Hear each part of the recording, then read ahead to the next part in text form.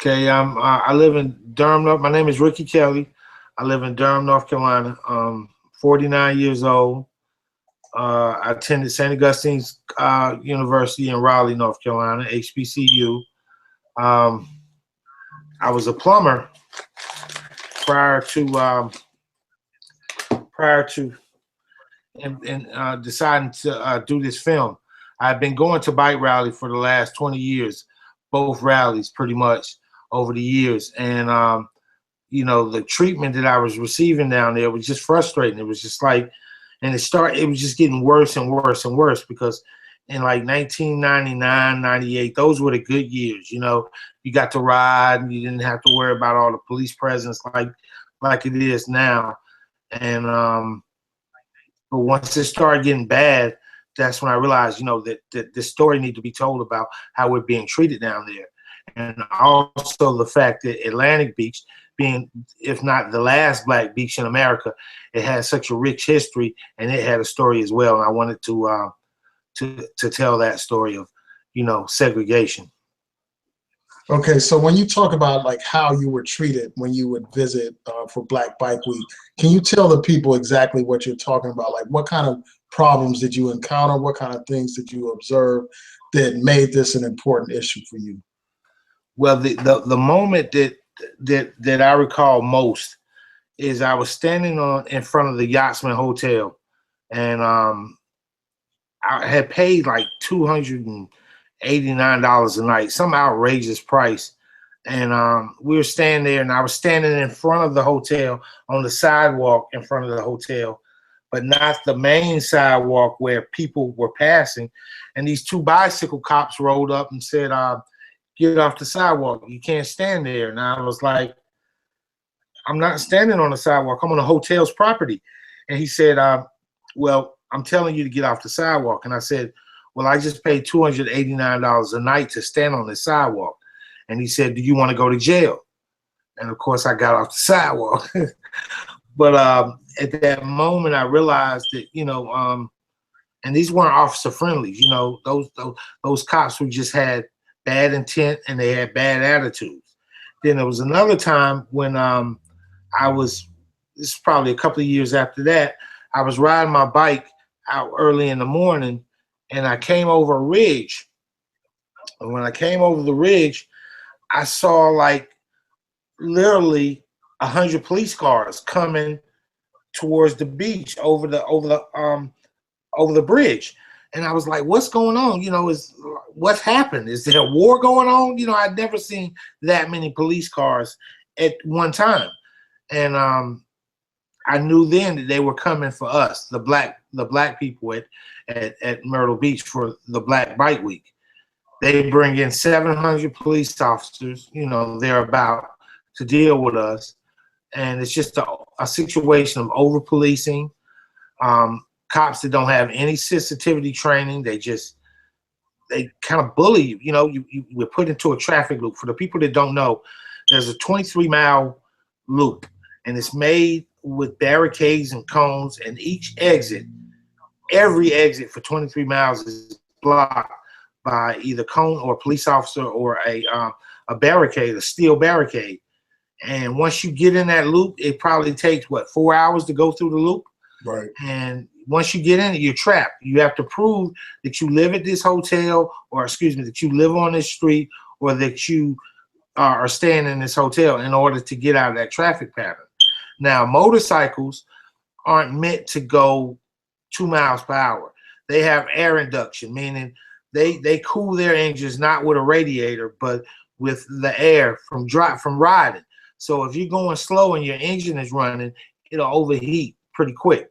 So for 23 miles, you're basically pushing your bike. You know, it's like stop and go traffic for hours, and it's unconstitutional. Okay, so can you tell people a little bit about Harley Week? Now, Harley Week happens like the first couple of weeks before Black Bike Week. Can you Right. compare and contrast like how the police deal with Harley Week as opposed to dealing with Black Bike Week? Well, Harley Week is again, yeah, it's the week before Black Bike Week, and they call it the Harley Davidson Spring Rally. But it's off the chain. You know, people do what they want to do. I can recall seeing I'll never forget the time I saw a white lady on the back of a motorcycle, of a Harley, with no top on, completely topless, drinking a bottle of Jack Daniels, riding right down Ocean Boulevard. And this was back in the 90s, in the late 90s, when they were real. They had a lot of people attending that rally. And it was just white people were able to do what they wanted to do, whatever they wanted to do. And the police just looked the other way, you know. It was And minimal police. for those who don't know, like, can you tell them about the makeup of Harley? Like, what kind of people attend Harley Week? Generally, it's now it's an older group, but back in the day, you know, it was it's just the Harley group is white people. There were a few black people that came. You know, say if you got 30,000 white people, it would probably be 300 black people there. So we were represented in small numbers, but it's a white event, and you got biker gangs that attend from all over the country. Then you have just regular people that are, and you have it's a variety of people that go to Harley Week, but it's predominantly a white event. Basically, they have their week and we have our week. And unfortunately, you know, this was brought on from segregation. You know, when black people couldn't go to Myrtle Beach, we had to go to Atlantic Beach. So these names didn't just pop up. Like, we don't call it Black Bike Week. It's called the Memorial Day Atlantic Beach Bike Festival, or the Atlantic Beach Memorial Day Bike Festival, and Harley Davidson is called the Harley Davidson Spring Fest. But we know them as, the people that attend, as White Bike Week and Black Bike Week, and that's pretty much how they're both made up predominantly. Okay, you were talking about how you observed a woman on a motorcycle with no top on and all that kind of stuff. Can you tell people about, like, how the police would react to Harley Week compared to how they react to Black Bike Week? They let them do what they want to do. I was there just 2 weeks ago. Well, yeah, 2 weeks ago at Harley Week, and I got flashed like 3 times by women. You know, that when I would bring my camera out, they just exposed their breasts. You know how white people flash.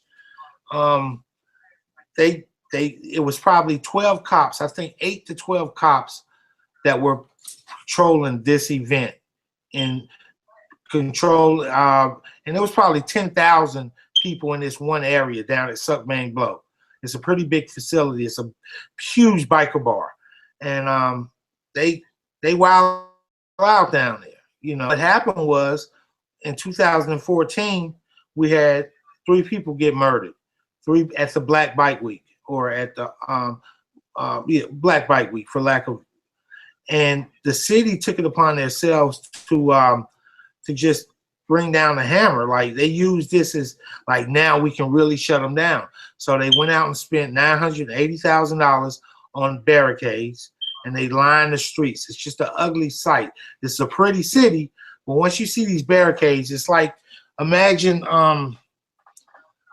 horses or cattle. You know, they go through these chutes and they're guided a certain way. And that's exactly how we are. We are guided through these chutes, which makes up the 23-mile traffic pattern. And the street is separated from the pedestrians by this steel barricade. It just looks like a cage that we're in. And they only use that during our weekend. They've implemented a lot of things. Last year, they started the tag reader program during our week, where when you come into the city as a visitor, they read every license plate. So if you owe the state of South Carolina some money, or the city of Myrtle Beach some money, they will come by and take your vehicle while you're sleeping. And when you wake up the next morning and you say, oh, somebody stole my bike, you call the police department, they say, no, we have your bike. I met a guy last year from Maryland whose bike was confiscated. He went to the police station to get his bike. You know, first he thought it was stolen, and then when he called, they said, we have it down here. So he went there, and they asked for his registration. He showed them his registration for the vehicle, and they said, no, we need the the title. Now, who carries their title of their vehicle around in their pocket? Usually, you know, that's either at home or when it's a motorcycle, it's usually at home, and not since we don't have glove compartments, the title. So, because of rain and weather, you just don't want stuff to get wet, you know. So, but he went all the way back to Maryland to pick up his title and come back to South Carolina. And when he got back there to show him his title and proved that it was his vehicle or his motorcycle, they still charged him for storage fees. Wow. Like that I thought was just like unconscionable. Really, you took that man through and scratched up his bike during transport. You know, he had a real pretty bike and it was scratched up, and they said, hey, that's not our fault. Just the things they do, it's beyond frustrating to me. And I wonder why people continue to go back down there Yeah, I was every just year. going to ask you that. Like, why do you think they continue to come down there? Like, despite all that harassment and, you know, second-class treatment, why do you think they continue to come? And some people have decided not to come. But for those who continue to come, like, what do you think is their rationale for doing so? And, well, I have Dr. Umar Johnson in my film, you know, the psychologist, and he speaks to that. And I brought him in specifically for that. And we just, as Black people, we like to party. We put up, we're so used to bad treatment for generations and generations that we just tend to put up with it. And it's like, okay, not for all, but for some. The lure of the party that's down there, the scantily clad women, the hoochies, you know, the twerking and the party. It's just it's a lot. Compare it to Freaknik back in the day, you know, or any of our prior festivals that we have as Black people.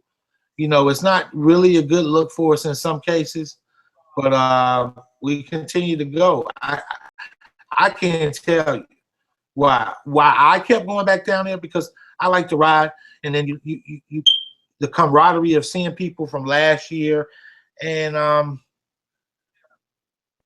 you know, I don't know why I kept putting up with it, but once I realized, hey, I'm not going to give these people any more of my money, I'm going to do this documentary, that's when I stopped. And I guess that's what it's going to have to take. And I hope this film brings light to it, and it shows people that, hey, you don't have to put up with this, you know. And there's a couple of different things that people are talking about doing. Some people want to just boycott Myrtle Beach, meaning there are other communities right around Myrtle Beach, North Myrtle Beach, which is a totally separate community and municipality. You have Windy Hill, Cherry Point, all these different small cities, and people are trying now to spend their money there, rent their housing outside of Myrtle Beach. Don't spend any money in Myrtle Beach.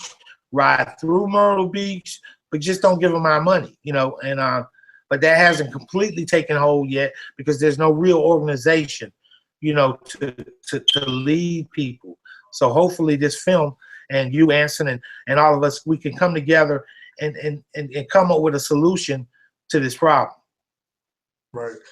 So, yeah, and I read a couple of stories about how this is, you know, people are actually not spending money in Myrtle Beach now, like you said, and a lot of people just aren't coming. And some of the businesses have been complaining about like losing a profit this year as a result of that. And it's like the city is really to blame for that, because of their aggressive policing, because of that traffic loop. Right. They have essentially discouraged people from coming to Myrtle Beach. And that just shows you how irrational racism is. Like, these people make a lot of money from Black bikers coming there for Black Bike Week, and because they hate Black people, they are shooting themselves in the foot. They are taking money out of their own pockets by, you know, oppressing these Black bikers. But I wanted to get to this point. Like, you mentioned a couple of experiences that you had, but what made you decide, well, I'm going to have to do a film. I have to do a film to tell this story for the world to see. Okay, a guy that I used to go down, one of my best friends that I used to go down with every year. He was younger than me. He was kind of like my protege, you know. He you know, young cat that I held that looked up to me, and we would go together down there, have fun. And we used to ride on the way home. I'd say, like, look, we tow the bikes down, And on the ride, we would talk about what we did, the girls we dealt with, that type of thing. And I used to say, you know, I'm gonna do this documentary one day. I want to tell this story. I want to tell this story. Well, 3 years ago, he moved away. He had moved away, and he moved back down south. He had his first child. He had his very first child, 6-month-old baby, and he dropped dead at work. You know, just out of the blue, just died. And as I'm sitting in his funeral, you know, and thinking about the good times that we shared, you know, it made me realize that I had to tell this story. That was my motivation. You know, I get a little touched by it because we were so tight, but that was my motivation. That was like him looking down on me and saying, Rick, you got to do this. You know, you do this. So that was the real catalyst for me to do it. Once he died, I just felt like, you know, because you can sit on your porch and be an old man and see what I could have done. I should have did this, and somebody else end up doing your story, you know, end up taking the idea. And I said, before I get too old, let's do it. So I asked my wife. I told my wife what I wanted to do, and she was, of course, fully supportive. She came in. She was like, whatever it takes. She's been my biggest. So when I didn't believe in myself, she believed in me. So we started. I started doing research on the history of Atlantic Beach, again, the last black beach, and I found out that my parents met in Atlantic Beach, and I was probably made in Atlantic Beach. Real talk, you know. It was like, and when they went, it was during segregation. You know, when black people didn't have any choice. What they would do is, artists, singing artists would come down and they would perform for white people. James Brown, Patti LaBelle, just all the big stars of the late 60s and the 50s.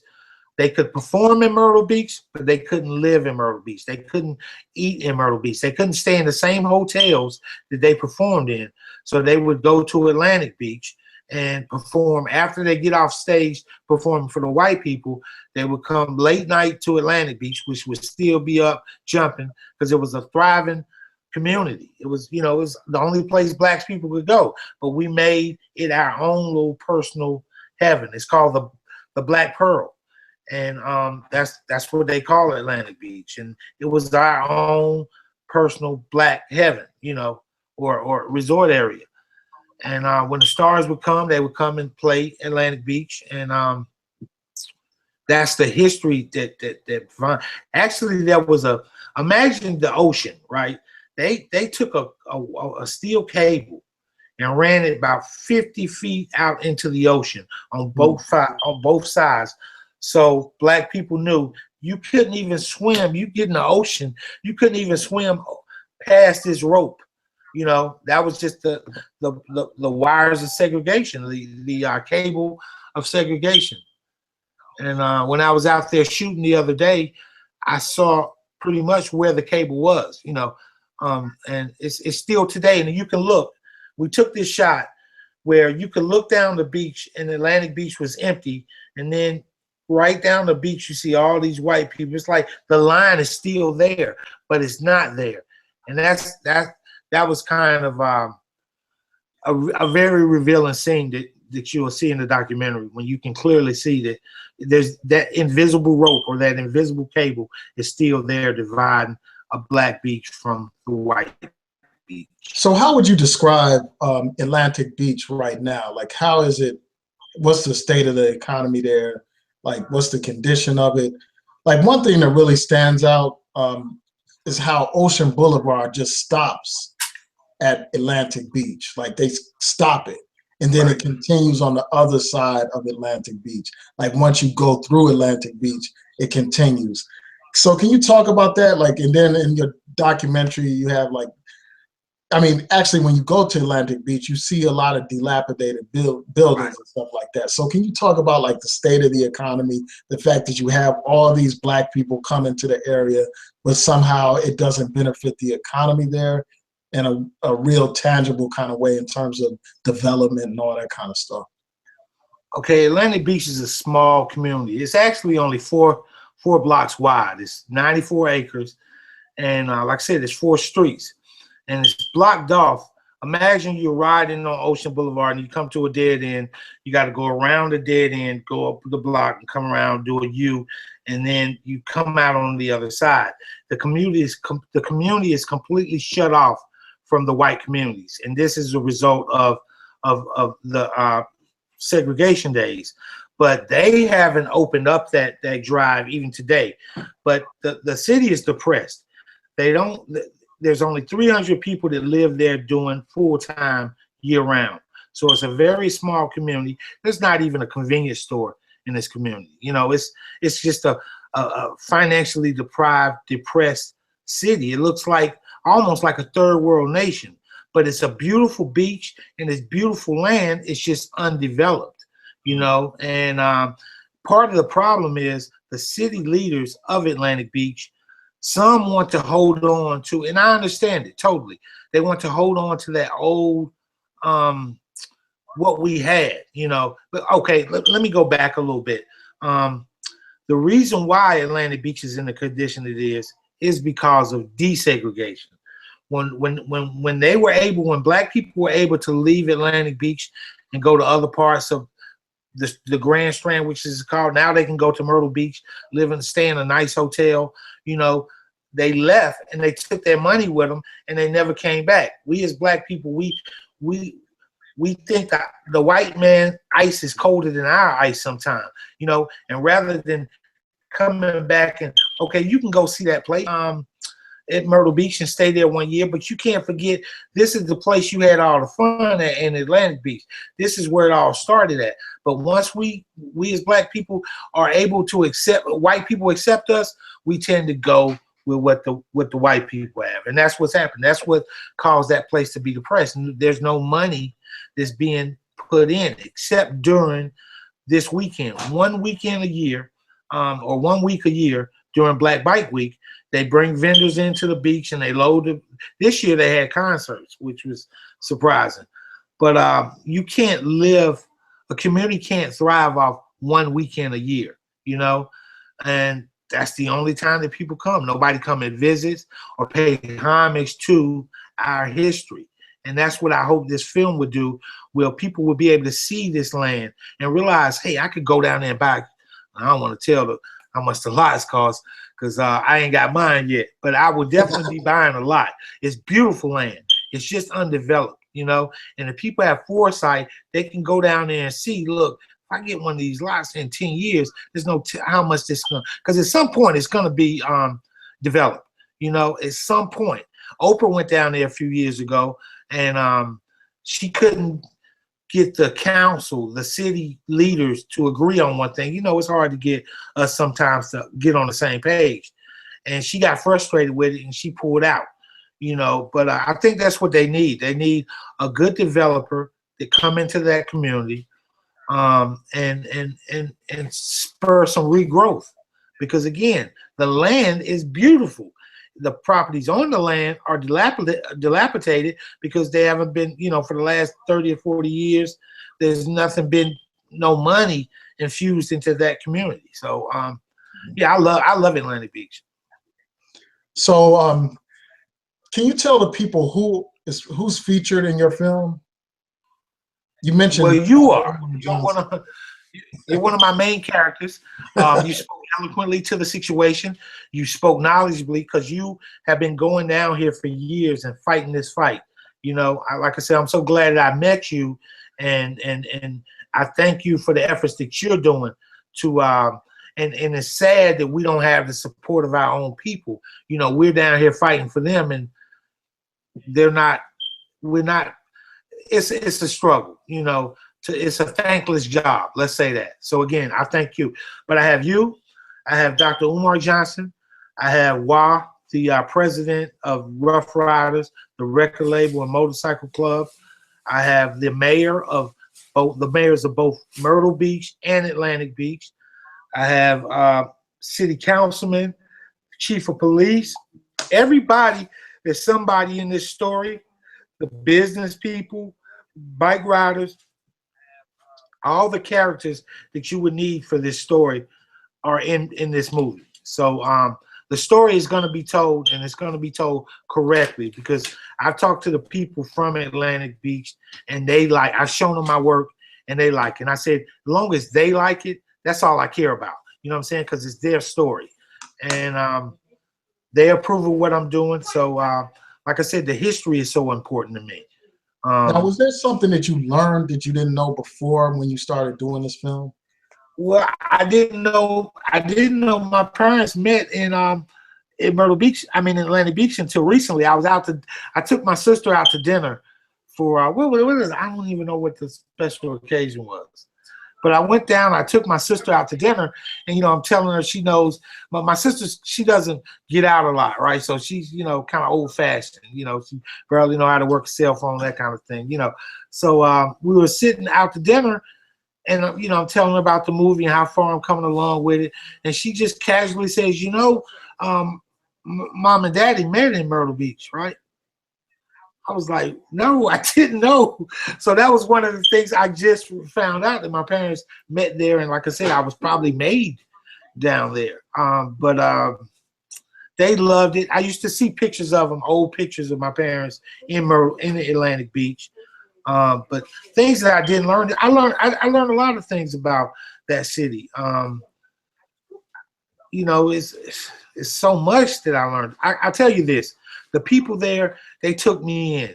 They weren't standoffish.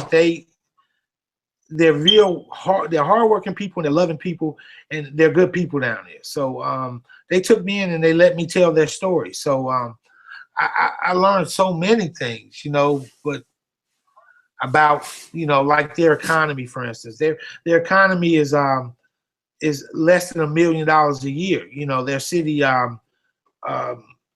Their city fund, or their city money is, they work off of less than $1 million a year. I learned that they just like us. But they want to hold on. They don't want the big skyrise hotels. They want to keep like micro motels, smaller hotels, to hang on to what they had, in the past, which is understandable. You don't want to they don't want to lose their identity. And there's nothing wrong with that. But in the process of that, you have to bring in some type of infrastructure, to keep pace with the rest of the other beaches.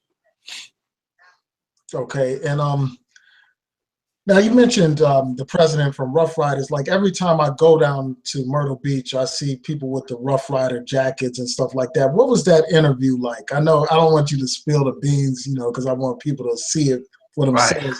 But can you give people some insight into what it was like to interview? I think he's the president of Rough Riders, or a CEO. What was it like to interview him?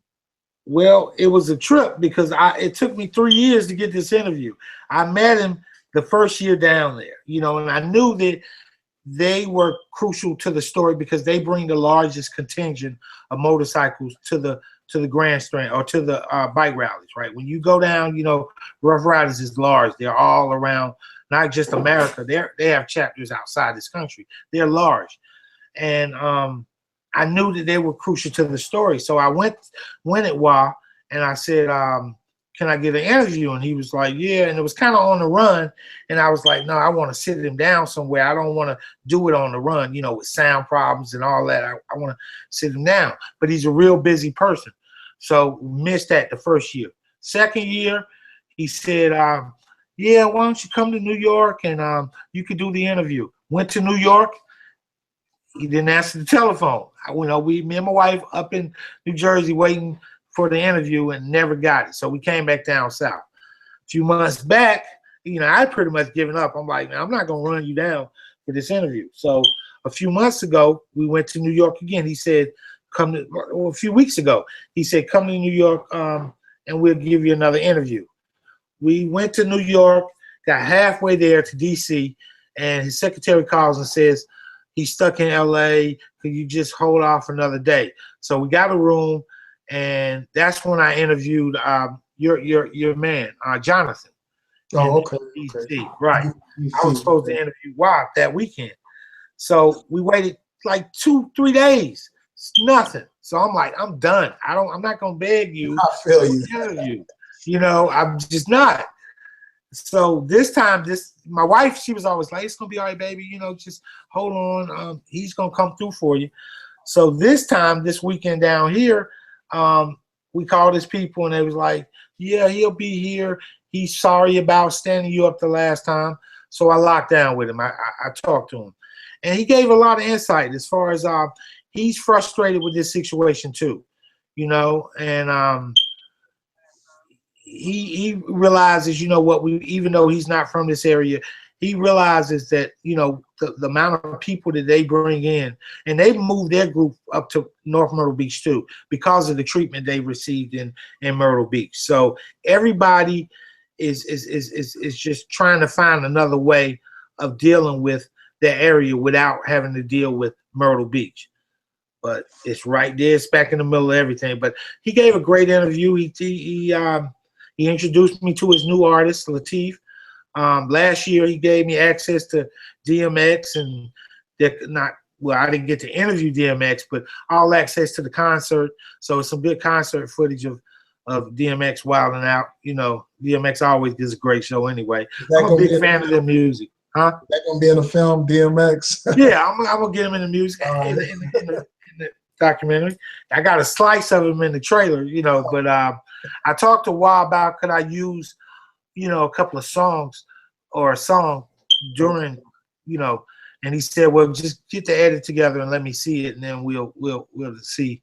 So hopefully I'll be able to use the music in some of his music, because I can recall, and me and Wai talked about this. I told him, I said, I remember when DMX came out, that was the summer of '98, and I bought that album on my way to the bike rally, right? Or bought that CD. And me and my man, we listened to that CD the whole, you remember when It's Hot, It's Dark and Hell is Hot. That first album DMX came out with, yo, that was the anthem of the bike rally. And it still is for me. I go down there, I still rock. Rough Riders, the whole joint. So it meant something to me, to talk to him, and I told him that, and he appreciated that, because he knew then that I was true, about the Rough. And I've always tried to make them look good in our documentary. And I mean, on film, even after he snubbed me for 2.5, 3 years, but so it all worked out. Was it worth that weight and all that energy? Yeah, it was definitely worth. My wife would tell you, I was like a little kid. You know what I'm saying? Afterwards, I was like, man, this is it. Everything worked out the way it is. I've been fortunate. I can say this so much. Like today, just today, I interviewed gosh, what's his name? Mr. Fuller, Chad Fuller. He's of the motorcycle law firm in Myrtle Beach. Right. Yeah, I saw that on the Facebook page. Yeah. And he gave a great interview this morning. I've had some great interviews. The story just kept getting bigger and bigger. That's why it's taking so long. But I'm glad I took the time with it rather than just rushing it that first summer, the second summer. Everything has its way of working itself out. So how long have you been working on the film? 3 years. 3 years. Yep. And this is it. And my first thought was, I'm going to go down here. When I first started this project, I said, I'm going to go down. I'm going to take White Bike Week, and I'm going to stay, and I'm going to take Black Bike Week. I'm going to tell the story. And by the end of the summer, I'm going to put a movie out. I didn't know. I did not have a concept. How did you get the resources to start making this film? Because a lot of people have ideas. Like a lot of people say, well, I want to make a film, or I want to write a book. What is the difference between you and them? How did you go from having a dream to making that some reality? Because you actually have your screenings, you have your trailer up, your movie is going well so far. You're in the process of finishing it up. So what kind of, so can you? It just took on to do it, take that first step. I remember I bought my first camera. Again, I'm a plumber. You know what I'm saying? That's my trade. Though I went to college, I didn't graduate. I did 3 years of college. I should have graduated, but I always felt too, if you got a trade, you know what I'm saying, you can work with your hands. You're gonna always need a plumber. You always need an electrician, mortician. It's certain things because everybody can't go to college. And see, that's a whole nother conversation. A lot of these kids think that, you know, everybody can go to college or should go to college, but no, some people need to work with their hands, you know. And I was a plumber, and when I told my wife, and she said, okay, I went out and bought a camera. I spent like $1,000 on a Canon camera, a good I looked on the internet, and I said, what camera is the best camera to use to shoot a documentary? And said Canon. So I went out and bought a camera, and I financed this whole thing by myself. My wife and I have, this is our money, you know. I had a fundraiser. I raised like $6,000, but that was what, a couple of months ago. And of course, by then I was already $60,000 to $70,000 in on this. But I tell anybody, if you got an idea of something that you think is compelling, you just write it out. Write out your story, what you think you would want to see. And then you get a camera, you pick it up, and you just talk to people. You just point the camera. I was fortunate enough as well, my wife and I, we were at a the Durham Film Festival, or it's the Bull City Film Festival, and we ran into this white lady. She was giving us her tickets. She was like, we watched enough movies. Would you like these tickets? We was like, yeah, great. So she said, what do you guys do? You know, I guess she wasn't used to seeing like black people at this film festival. And I said, I'm a filmmaker. And well, I said, I'm making a documentary. And she said, really? And I told her the concept, and I told her what I had.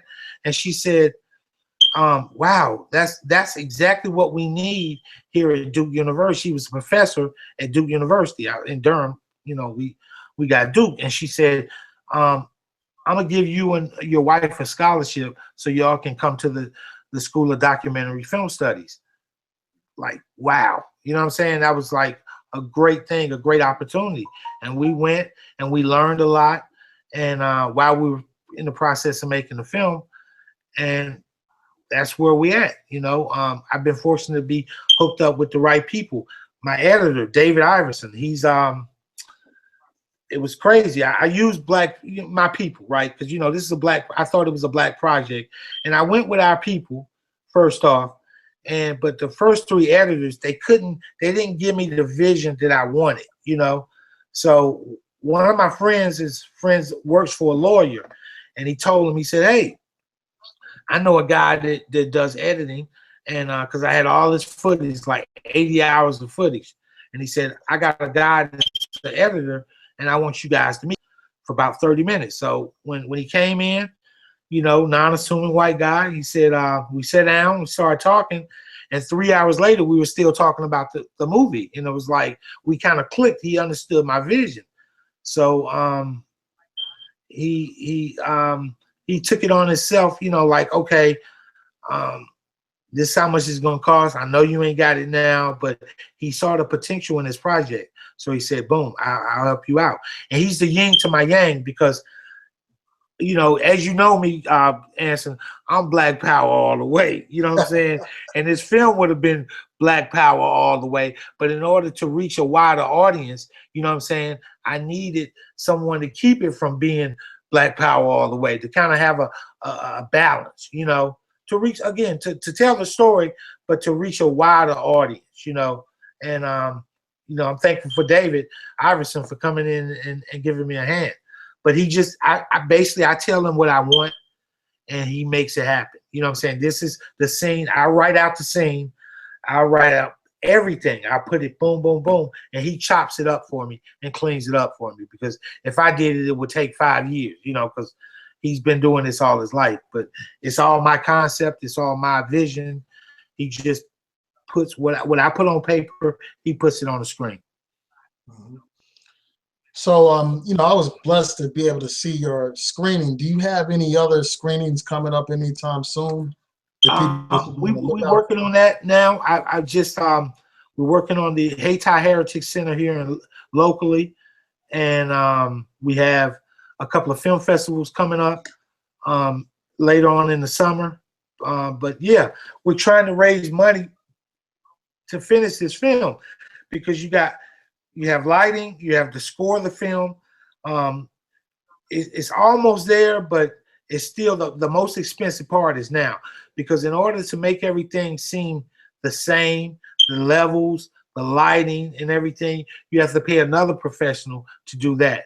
And you know, we're probably $20,000 completing this film. You know, either way, I'm gonna make it happen regardless. But it would look real nice, you know, if we had $20,000 to pay, because you know that right there we're talking about $8,000 to score the film, another $3,700 just for the lighting and the sound quality, you know, levels. So it's an expensive undertaking to make it a professional product. You know, I just don't believe in doing any jackleg, bootleg stuff. You know, I think the people of the people of Atlantic Beach deserve better than that. That story needs to be told in high def and on the same scale as any white production that you see. And that's it. So how can people financially support your film? Well, we've been taken on by the Southern Documentary Film Fund, which is a nonprofit organization, a fiscal sponsorship. So if you donate money, it's tax deductible. But you can donate at Southern Documentary Film Fund. That'll be southerndocumentary-film-fund.org/projects/Black Beach, White Beach, Tale of Two Beaches. You pull up Southern Documentary Film Fund and put in Black Beach, White Beach, and they have a donate button. You can donate there. You can donate directly. You can send baby. I'm sorry. My biggest supporter here. Okay, how else would they send besides Documentary Film Fund? I mean, Southern Documentary. They can click on the Black Beach, White Beach page, and there's a button there to donate as well. Okay, and on the Black Beach, White Beach page, there's a donate button as well, she said. That's blackbeach/whitebeach.com. And I have a Facebook page of my own, Ricky Kelly.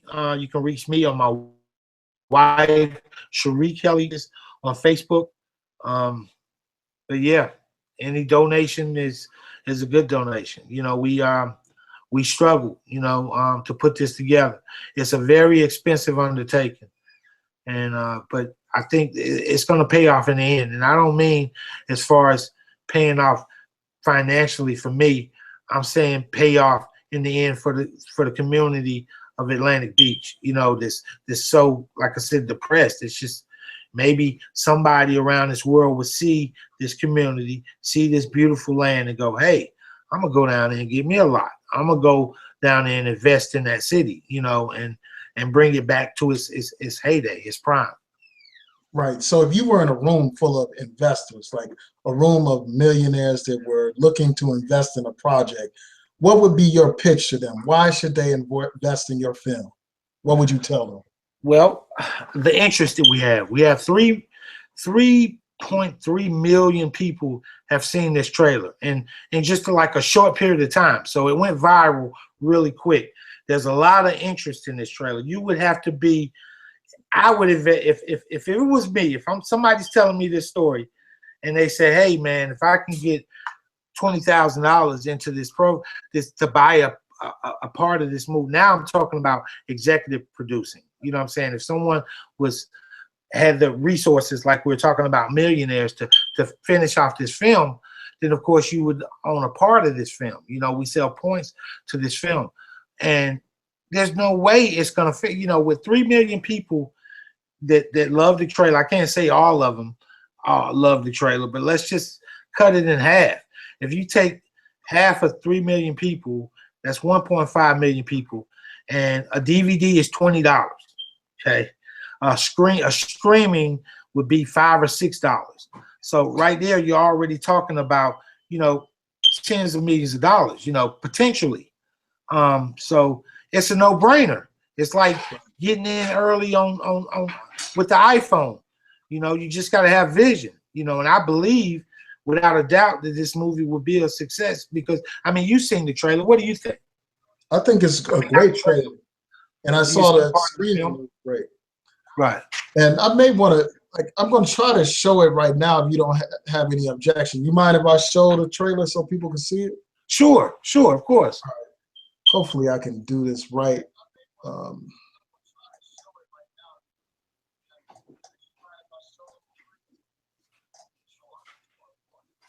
Okay, I'm gonna try to show this. Go to the screen share.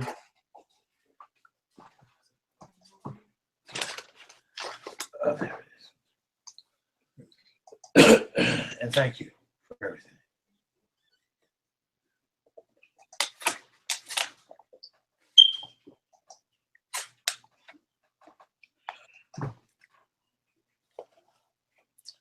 And to your audience, you know, I'm new with this, so I'm a rookie.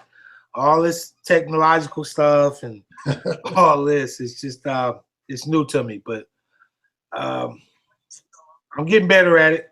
So if I'm coming off as not professional, Oh, it's no problem, man. Don't worry about it. Yeah, let me try it now. Let's see.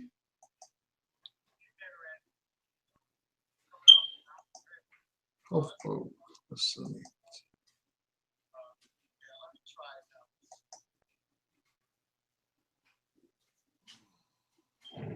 Hold on.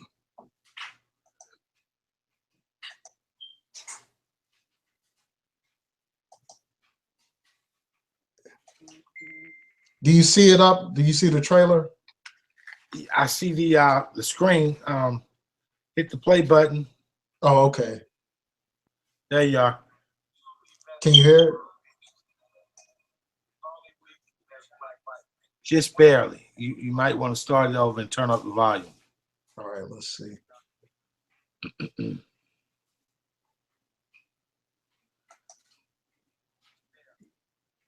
All right, let's see.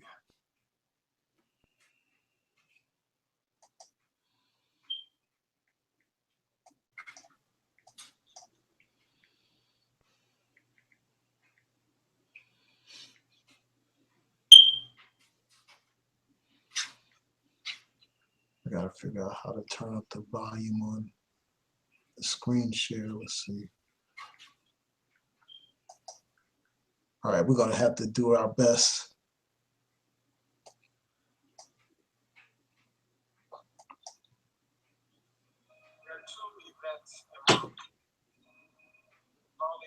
There's Black Mike. One event is welcome, and one event was not welcome.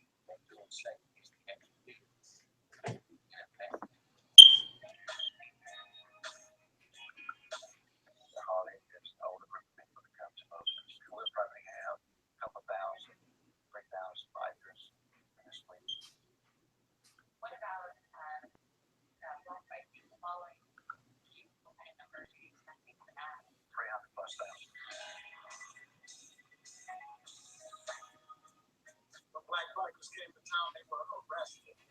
Minor infractions. For far too long, these events have been separated. That's what it is. Appreciate y'all, Myrtle Beach. Come on. 1, 2, 3, go. 1, 2, 3, go. 1, 2, 1, go. 1, 2, 3, go.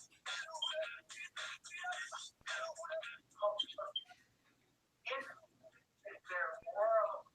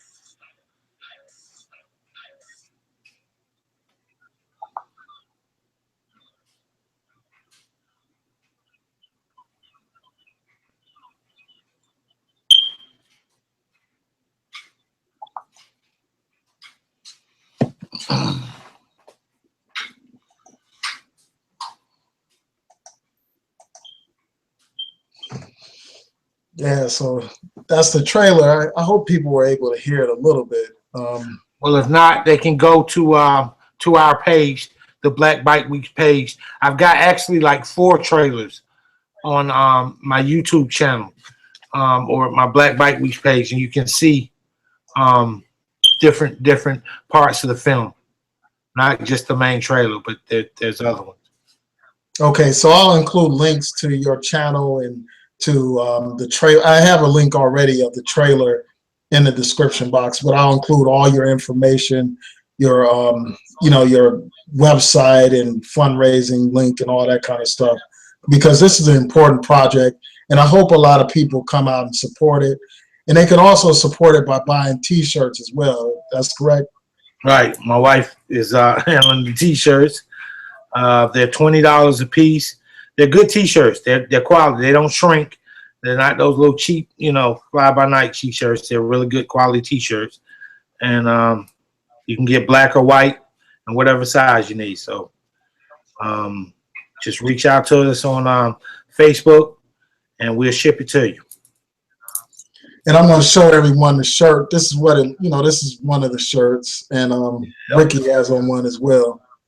So y'all support this project. I think it's a very important project.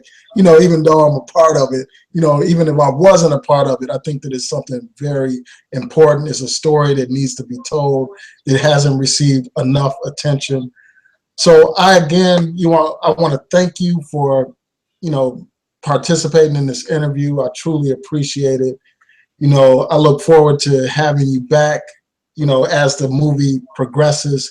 And again, if there are any things you want to share with the viewers before we head out, feel free.